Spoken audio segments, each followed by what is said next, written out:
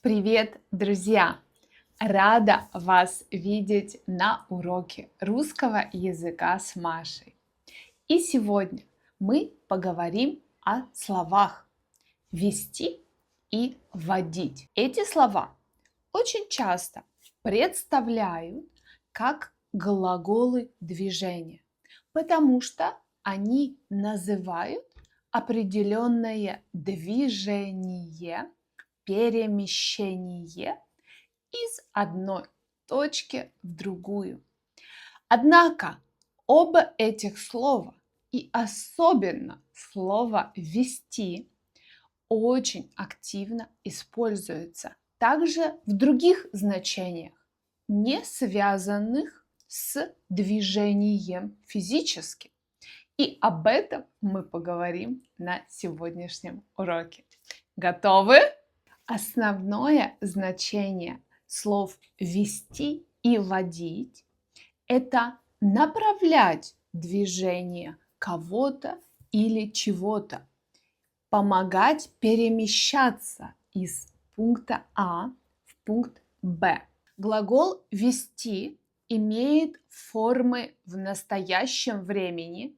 Я веду, ты ведешь, он, она ведет, мы ведем, вы ведете, они ведут.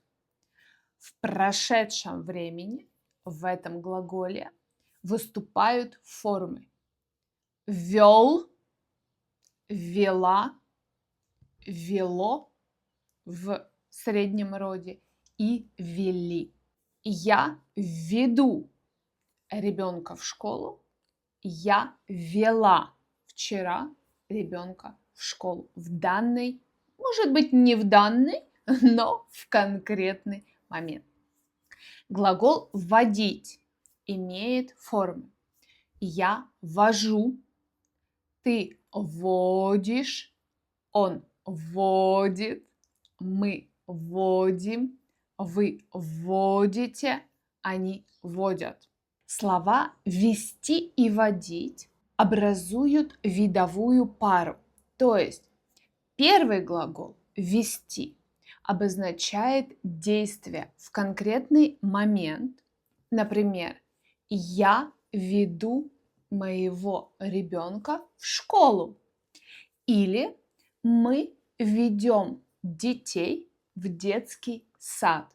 Глагол «вести» показывает, что действие происходит в данный конкретный момент, а слово «водить» показывает регулярность этого действия. Если я говорю «я вожу ребенка в школу», это значит, что это действие повторяется. Я сказала регулярность, точнее будет сказать повторяемость действия, что это не однократное действие. Я веду, значит, в данный момент, я вожу, значит, повторение действия. И слово «я вожу» часто стоит во фразе со словами часто, редко, иногда, всегда, которые нам показывают повторяемость действия. Подытоживая сказанное, еще раз повторю, что в значении движения слова «вести» и «водить» очень часто используются с детьми. Я вожу ребенка в школу, мы вводим детей в детский сад, а также с животными. Я веду мою собаку на прогулку. То есть с теми, кто меньше нас, кто как-то от нас зависит и кому мы помогаем перемещаться, например, держа за руку. Часто скажем, я веду за руку ребенка в детский сад. Теперь переходим к следующему значению слова «водить», которое невероятно часто используется в русском языке, и это значение управлять машиной. Очень-очень часто мы так говорим. Например, ты умеешь водить машину? Ты часто водишь машину? Они сейчас сидят в машине, но ведет машину их папа. То есть опять слово «водить» значит или повторяющееся действие, или умение в целом. Если я говорю о том, что я знаю, как ездить на машине, я скажу, я умею водить машину, не вести машину. Но если я в данный момент сижу за рулем, то я скажу, я сейчас в машине, я веду машину. Или он ведет машину. Это использование слова «водить» и «вести» очень частотное в современном русском языке. О нем важно помнить. Слово «вести» имеет в русском языке дополнительные значения. И в этих значениях оно также очень широко используется в современном языке. Я приведу вам примеры. Например, можно вести урок, вести лекцию, вести курс, семинар. Когда мы рассказываем и учим других, как что-то делать, то по-русски можно сказать, мы ведем урок или курс. Например, сейчас для вас я веду урок русского языка. Также можно сказать вести диалог, вести разговор, вести переговоры. Опять в этом значении отвечать за то, как этот процесс проходит, помогать перемещаться ему из пункта А в пункт Б. И выражение, например, вести переговоры, вести диалог очень широко используется в русском языке. В настоящее время они ведут переговоры. И слово «вести» в этом значении используется как в разговорной речи, в диалогах, так и в газетах, в журналах, в публицистике. Поэтому важно знать это использование слова «вести». Они вели переговоры, но не достигли результата. Еще одна группа слов, которая используется со словом «вести». Вести проект, вести исследование, вести дело, вести расследование. Опять мы отвечаем за то, как проходит этот процесс. Проект, дело, исследование. Мы помогаем ему дойти до точки Б, получить результат.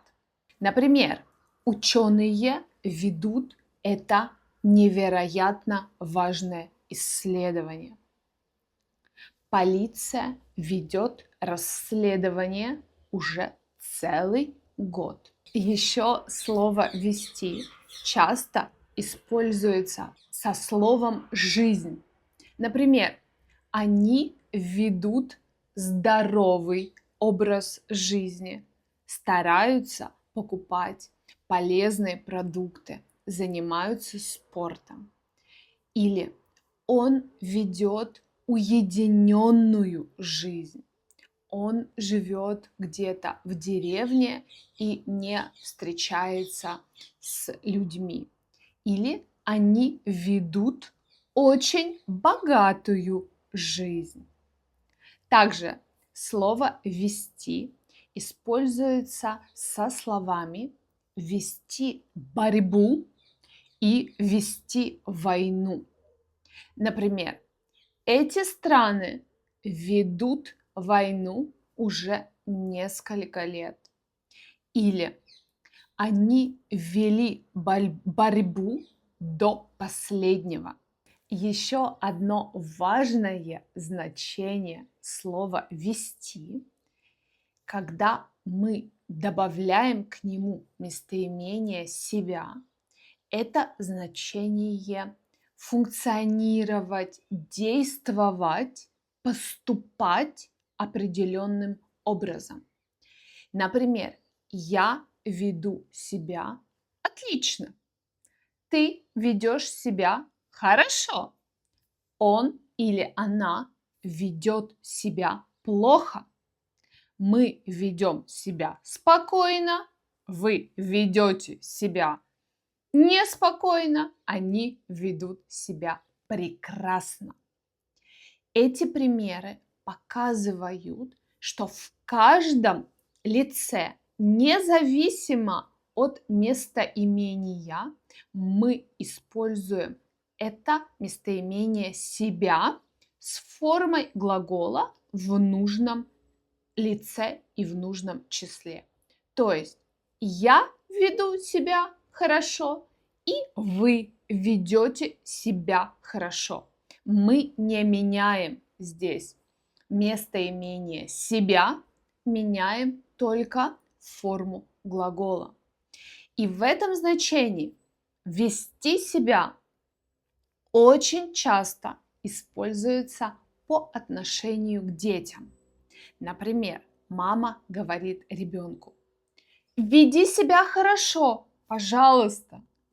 Или «Дети вчера вели себя очень плохо. Они бегали, кричали и плакали». Но также можно использовать слово «вести себя» по отношению ко взрослым. Например, кто-то может сказать: «Маша, веди себя прилично». Конечно, это звучит некультурно, грубо. В любом случае, друзья, слова «вести» и «водить» важно знать и уметь использовать в русском языке, потому что это слова, которые действительно часто используются и в разговорной речи, и в диалогах, и в публицистической письменной речи. А теперь бонус. Интересное выражение со словом «водить», которое мы используем в русском языке достаточно часто. И это выражение «водить за нос кого-то». Как вы думаете, друзья, что это значит? Пишите, пожалуйста, в комментариях, знаете ли вы это выражение. Друзья, спасибо большое за ваше внимание, за интерес к русскому языку. Если этот урок вам понравился и кажется полезным, пожалуйста, поделитесь им с теми, кто тоже изучает русский язык. Так мы распространяем знания и делаем их доступными большему количеству людей. Еще раз благодарю за внимание и всего доброго. До встречи на следующих уроках. Пока!